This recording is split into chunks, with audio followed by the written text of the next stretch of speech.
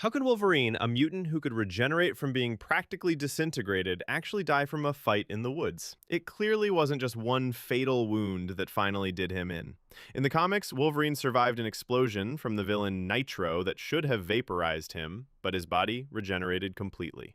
So why was the end so different in the movie Logan? The answer isn't about one final battle, it's a tragic medical secret that was hidden in plain sight throughout the film. The main theory, stated directly in the film, is this: Wolverine's death was a long, slow process caused by his own adamantium skeleton. For over a century, the metal poisoned him from the inside out, and his legendary healing factor finally just burned out and gave up. To understand how this happened, we need to look at the evidence. First, we have to establish that the adamantium, while making his bones and claws indestructible, was fundamentally a foreign substance bonded to his skeleton. His body always recognized it as a poison and was in a constant state of trying to fight it off.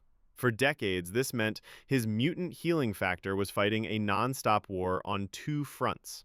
On one hand, it was healing him from every bullet, blade, and catastrophic injury he sustained externally. On the other, it was simultaneously and continuously fighting the chronic adamantium poisoning internally. Like any body, his eventually got tired. The movie Logan shows us the direct result of this century-long internal battle. After healing countless horrific injuries while also fighting a never-ending poison, his healing factor is completely worn out. It's finally failing. This is why every new wound we see him sustain in the film is so devastating. He isn't bouncing back anymore. Each cut and each hit brings him visibly closer to death because his primary defense mechanism is effectively offline.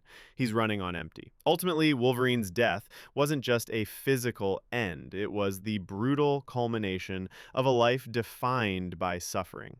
He had already lost everyone he ever cared for, and in his final moments, his own body, poisoned by the very metal that made him a legend, finally gave up on him, leaving him to face the end in absolute agony. So what do you think of this theory? Does the slow burn of adamantium poisoning feel like the definitive and most tragic explanation for how Logan finally met his end?